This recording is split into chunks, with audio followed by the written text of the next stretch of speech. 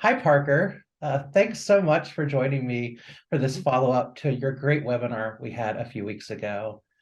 We really got some great post-webinar questions, and our team had this idea of kind of following up with an experimental post-webinar interview podcast. We don't know what we're going to call it yet, but this is kind of the first time we're trying this. But before we launch into the questions, I just wanted to quickly introduce myself. For those of you who don't know me, I'm Bruce Young, and I am the NAAEE Affiliate Network Specialist.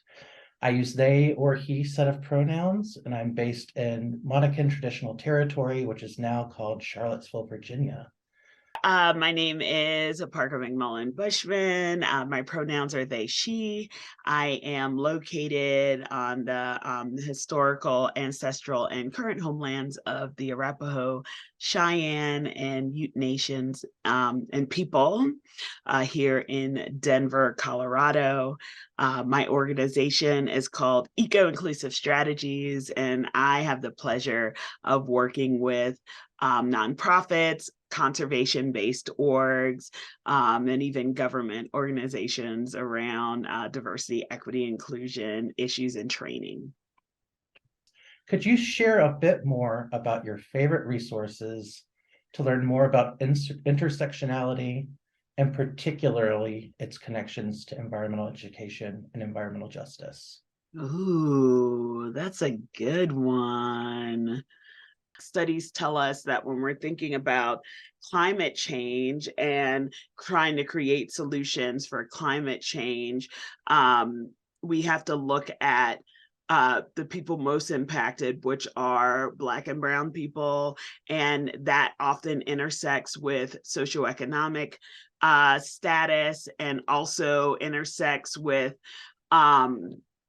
disability and ability. And so we have to take into account those intersections on how people experience certain issues, environmental issues.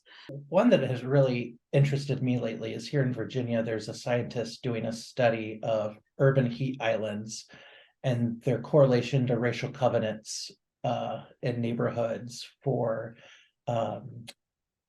being able to buy property and that kind of thing. And that has been really interesting to follow the study and the work that they're doing to correlate kind of discriminatory housing practices with the environmental aspects.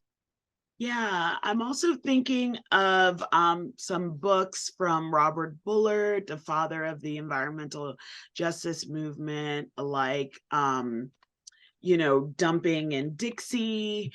And some of those things are kind of the intersections of environmental justice, right? And how environmental justice and the environment is compounded by people's identities. I think there are things also like some books like Carolyn Finney's book, Black Faces, White Spaces, reimagining the relationship of African Americans to the outdoors. There's the environmental justice reader,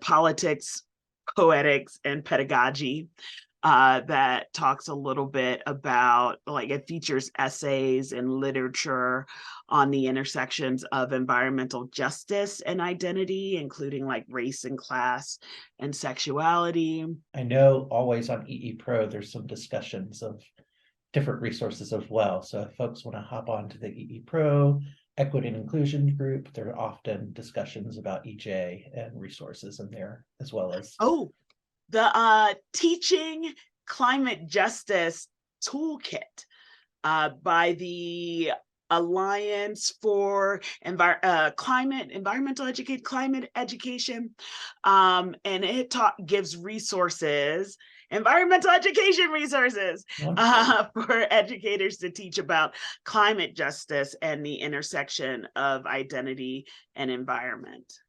How do we better reach out to vulnerable or historically marginalized communities that are disproportionately affected by things like climate change? These are our community members, right? These are communities, like I live in Denver, and like there is the Denver community, and we've got different neighborhoods that are marginalized or face oppression, but they're all a part of my community.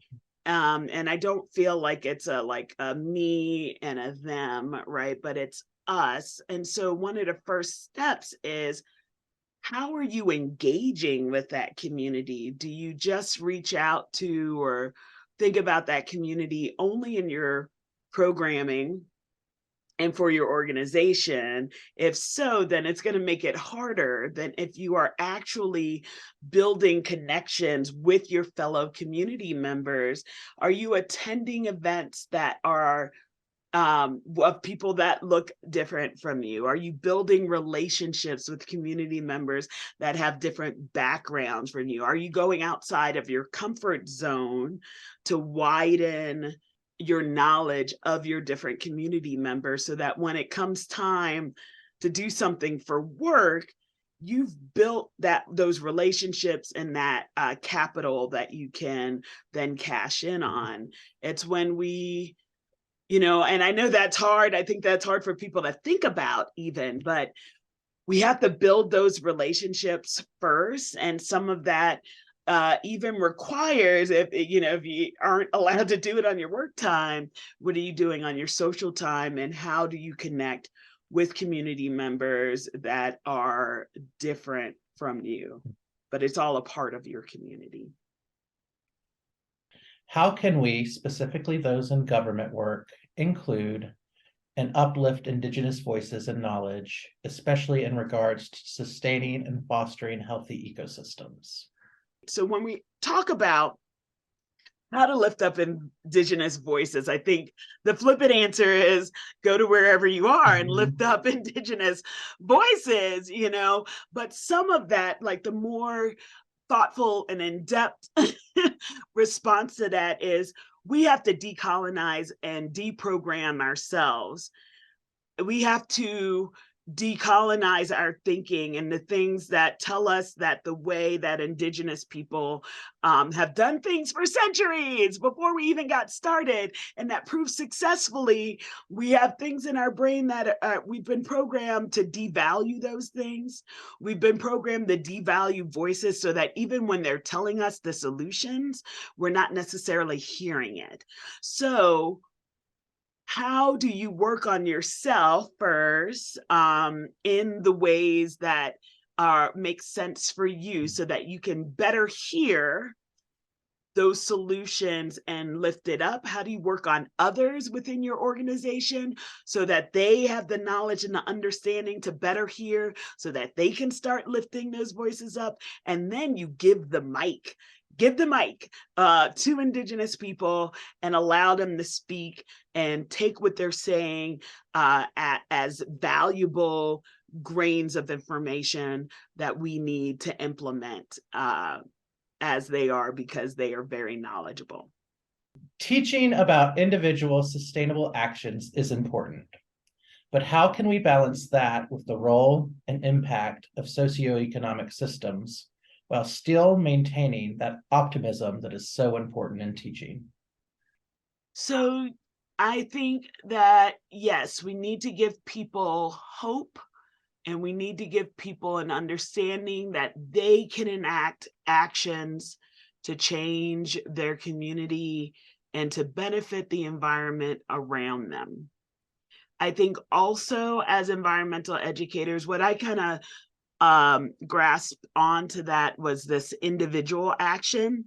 We often teach about individual action like that is the only thing or the end all be all. And yes, socioeconomic status and other things, disability, whatever, can make it easier or harder for people to engage with those individual actions. So I think I understand what they're saying is that if those things, how do we teach people and give them hope, even if they're dealing with those things?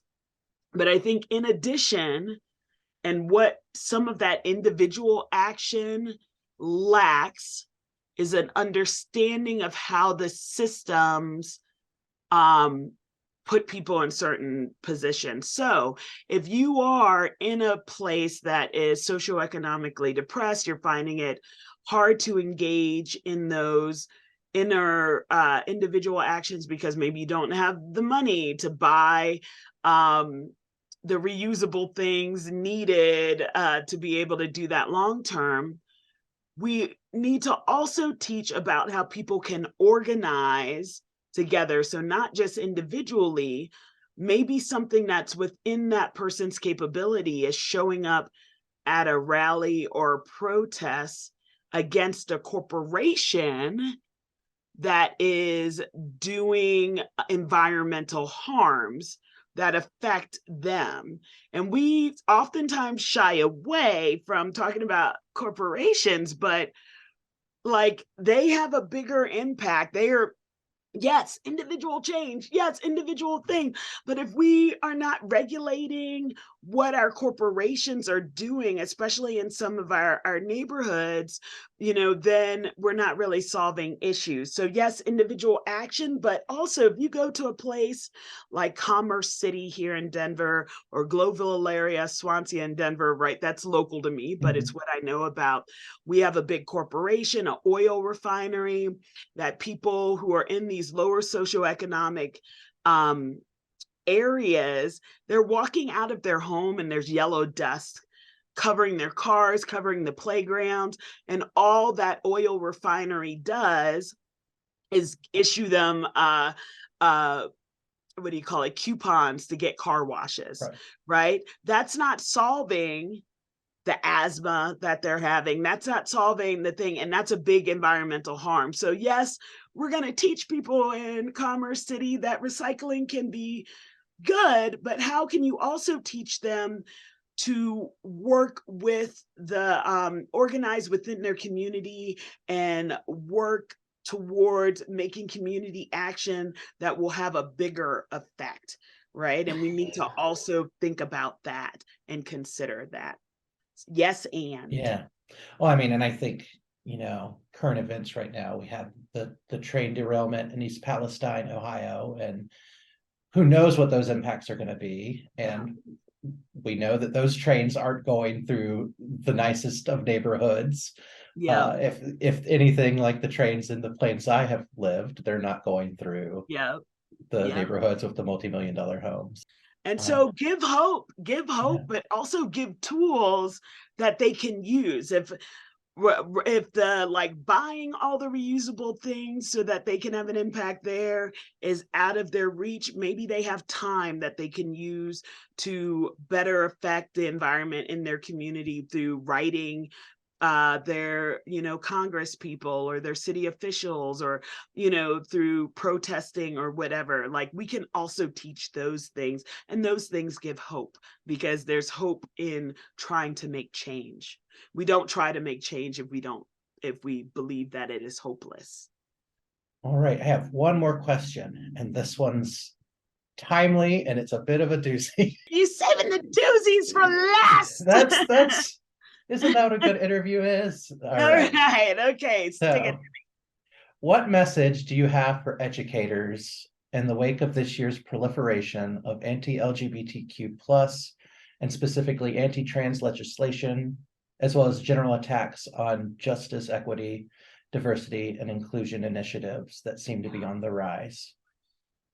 We can feel like, wow, if there is a law being made, what can I do about it? And we have to push back against these things.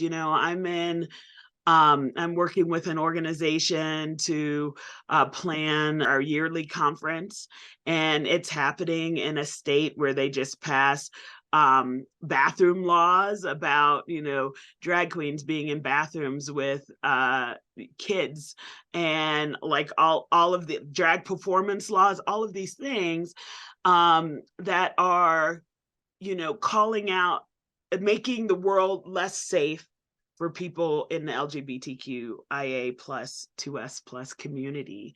And, these laws, like some people don't understand. They're like, oh, well, it's a drag queen, it's a drag performance. They don't understand that this is a very slippery slope. Are there people now going to use these laws as ways to attack the trans community, as ways to continue attacks on other members of the queer community?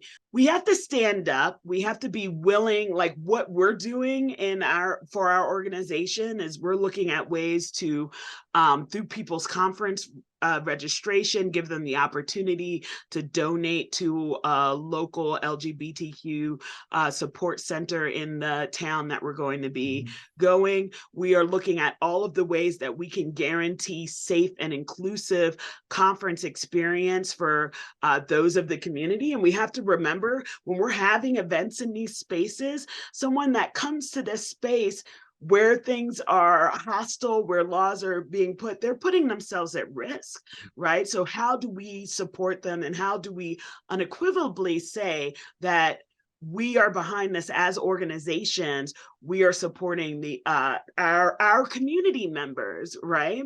And so we can't, I think for educators, what I would say to you is, what are the ways that you are making sure that your programs, your classrooms, your organizations are safe for our community members, our LGBTQIA2S plus community members? And how are we supporting everybody in the work that we do? Because even if we voted and a law got passed, or we voted for an official that didn't get in, and now we're mad about how things are going, we still have the ability to control our nexus and have the ability to speak up in the larger community against this type of rhetoric and these policies and laws. Well, that was our last question that came in from the sourcing, but to wrap us up, as a theater kid, I loved watching Inside the Actors Studio on Bravo with James Lipton. And at the end of each interview, he would do this set of rapid fire questions. And I just thought it would be fun to do a few of these rapid fire questions with you. I'll give it a try. I hope my brain works fast enough. All right. So, what is your favorite word? Oh, wow. My favorite word. I don't know. Maybe I'll stay on brand. I have lots of favorite words, but equity, because equity is making sure that everyone has what they need to be successful. And I just wish that for everyone to have what they need to be successful in the places that they occupy, and to be fully human, fully who they are, fully loved and fully accepted. What is your least favorite word? Ooh, I don't. Moist. I have a feeling that's a pretty common one. What inspires you creatively, spiritually, or emotionally? I'm inspired by connection. Like I love being in community. I love connecting with others and hearing new ideas. I get so inspired, and I just love it so much. So connection with others, I love it. Do you have a favorite quote or mantra that guides your work? I don't know. My mantra to myself is, I'm an adult, I'm an adult, I'm an adult. If I keep saying it, they'll believe it. I think I am, battling my own imposter syndrome day to day. And so I like to say things, mantras that bolster me up. I'm beautiful, I'm enough. I don't have to be like anyone else. I just have to be like me. And I am worthy of being in this space, and other people can see that in me too. And I just have to believe it. Who's your current celebrity crush? Can I talk about my old celebrity crush? Sure. Maybe they're still current. I don't know. So I was a big Trekkie, a Star Trek: The Next Generation, and my favorite was the character that Brent Spiner played, Data. And so then I had kind of a lasting crush on Brent Spiner. Also on John Malkovich, which is really, weird, I think, as a kid. My favorite movie is Dangerous Liaisons, and John Malkovich is like peak performance in that Right? film. Yes. All right, so what is giving you life right now? What are those things like music, movies, books? What are those like pop culture touchstones for you right now? So I have just gotten into watching Atlanta, and I love it. If folks have not seen Atlanta, you need to watch it. It is just an amazing, um it's amazing. So yeah, with Donald Glover. Yeah. My husband and I just finished watching all 4 seasons last week, and I love I it will so much. second. There are episodes now that I want to go back and rewatch because Right? they're And like. everything, I'm like, this is just genius. So it's amazing. And then my last question: how do you embrace rest in a world that prioritizes the grind and productivity? It is not easy, but I am, trying to take time for myself and my family. And now that I'm working for myself, it actually, my first year of working for myself, I worked more harder than I had at any job. And this year I said, okay, I need to plan for this. So I put on the calendar one Friday off a month, with usually adjacent to a date weekend, where me and my significant other will do an overnight away from our 3 kids, which is a big privilege. I put time in summer where I'm taking 3 weeks off to be with my family and not scheduling any presentations or anything, which I also acknowledge is a privilege. Throughout the week, I try to not be so hard on myself if I don't complete everything that's on my list, but I look for a time that I can come back to it. And sometimes I just need like brain breaks. But just to have the realization that grinding and what we consider to be productivity does not define who I am as a human being, and it's not healthy, and it's some of it is ableist, like when we think about having the capacity to work at a certain level and valuing someone's humanity by how hard they work, how long they work, right? It's ableist, it's capitalist systems. There are so many things that kind of teach us that this is what it means to be a successful human.